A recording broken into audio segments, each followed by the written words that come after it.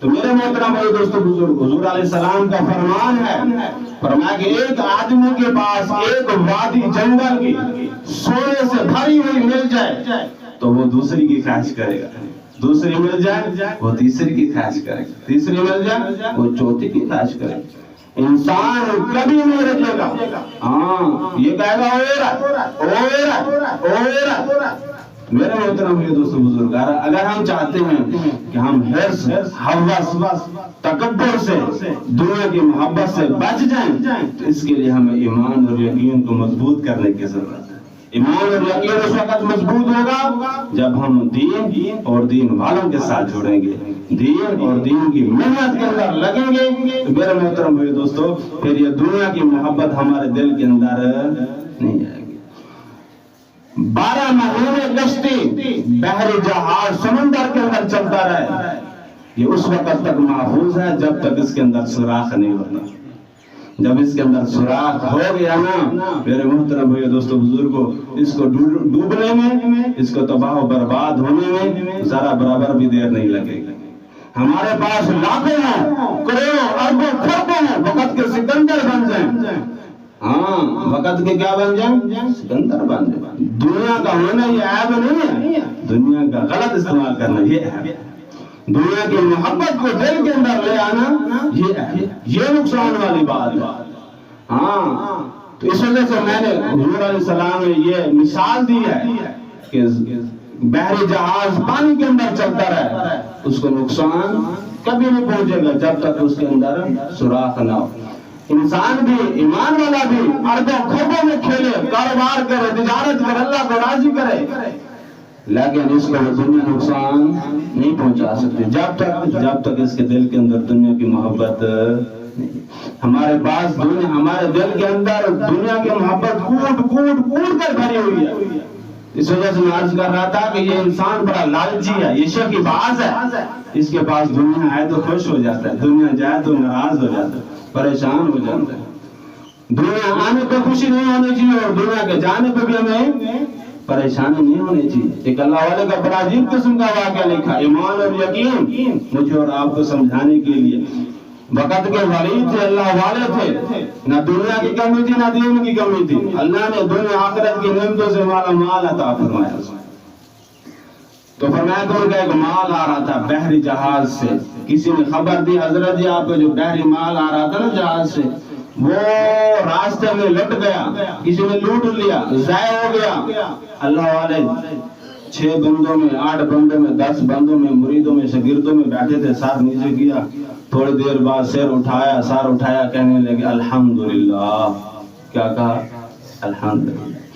پھر تھوڑی دیر گزری، گھنٹہ، 2 گھنٹے، 4 گھنٹے، 6 گھنٹے گزرے، بندہ ایک اور بھاگتا دوڑتا ہو، حضرت جی وہ جو آپ کو خبر پہنچی تھی نا مال کے ضائع ہونے کی، وہ غلط خبر ہے، آپ کا مال صحیح سالم پہنچنے والا ہے، مال صحیح سالم۔ تو اللہ والوں نے پھر سار نیچے کیا، پھر سار اٹھایا، کہا جی الحمدللہ۔ کیا کہا؟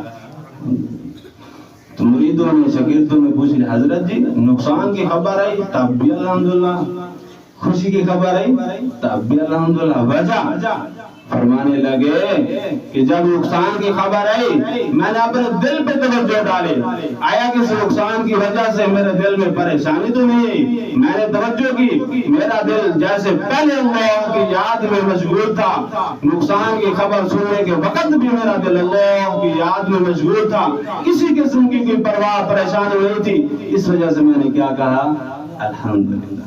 کیوں؟ کہ اللہ میرے دل میں دنیا کی محبت نہیں ہے۔ اور جب مال کے محفوظ ہونے کی خبر ملی تب بھی میں نے الحمدللہ اس وجہ سے کہا کہ میں نے اپنے دل پہ توجہ ڈالی کہ مال کے آنے کی خوشی میں میرا دل خوش نہیں ہوا، کہ دل اس وقت خوش ہوتا ہے جب انسان کے دل میں دنیا کی کیا ہوتی ہے؟ محبت ہوتی ہے۔ ہاں اس وجہ سے میرے محترم بھائی دوستو بزرگوں، اللہ والوں نے نقصان کے وقت بھی الحمدللہ کا اور خوشی کے وقت بھی الحمدللہ۔ ہمیں تو ہر وقت الحمدللہ کہنا چاہیے۔ کیا کہنا چاہیے؟ الحمدللہ، الحمدللہ، الحمدللہ، الحمدللہ والی زندگی گزارے۔ لئن شکرتم لأزیدنکم، اگر تم شکر گزاری والی زندگی گزارو گے اللہ پاک تمہاری نعمتوں میں اضافہ کرے گا۔ اگر ناشکری کرو گے جو موجود ہو سکتا اللہ یہ بھی چھین لے، اللہ یہ بھی چھین لے۔ ہاں تو اس وجہ سے ہم کس کو راضی کریں؟ اللہ کو راضی کریں۔ اللہ کو راضی کس وقت کریں گے؟ جب ہمارا ایمان اور یقین مضبوط ہوگا، ہمارے دل میں اللہ کی محبت ہوگی۔ یہ اللہ کی محبت اس وقت آئے گی میرے محترم بھائی دوستو بزرگوں، جب ہم اللہ والوں کے ساتھ بیٹھیں گے، دین والوں کے ساتھ بیٹھیں گے، دین کی محنت کرنے والوں کے ساتھ جڑیں گے۔ ایک بندہ تھا، نوجوان تھا، بڑا مجبور، پریشان حال، تنگ دست تھا۔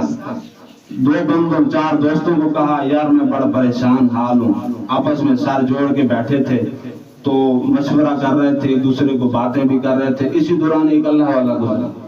کیا گزرا؟ اللہ والا۔ تو کسی نے کہا یہ اللہ والا جا رہا ہے، اس سے دعا کر، جا کر اپنی پریشانی بتا، ہو سکتا ہے یہ دعا کریں اللہ پاک تیرے لیے کوئی کیا کر دے، آسانی بتا۔ تو بھاگا دوڑا گیا، سلام دعا خیر وقت اپنے سارا ماجرا سنایا، پریشانی سنی۔ تو اس اللہ والے نے انگلی کا اشارہ کیا ایک پتھر کی طرف۔ اللہ رب العزت نے اس پتھر کو سونا بنا دیا۔ کیا بنا دیا؟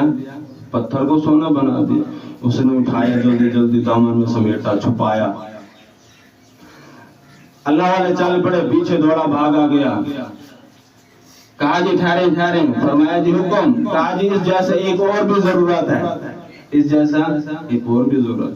اس اللہ والے نے پھر ایک اور پتھر کی طرف اشارہ کیا، وہ کیا بن گیا؟ سونا۔ پھر اس کو اٹھایا، چھپایا۔ پھر اللہ والے چل پڑے، پھر پیچھے تھوڑا بھاگا گیا۔ کہا جی اب کیا ضرورت ہے؟ کہا جی اس جیسا ایک اور ہونا چاہیے، اس جیسا ایک اور ہونا چاہیے، اور ہونا چاہیے۔ انہوں نے پھر اشارہ کیا، وہ پتھر بھی کیا بن گیا؟ اب وہ چل پڑے، پھر پیچھے دوڑا، بھاگا گیا۔ کہا جی اب کیا ضرورت ہے؟ کہا جی آپ مجھے یہ انگل کاٹ کے دے دیں، مجھے کیا کر دے؟ انگل کاٹ کے دے۔ اللہ نے اس میں ایسی کیا صلاحیت رکھی ہے کہ یہ جس طرح بھی جاتی ہے اس کو سونا بنا دیتی ہے۔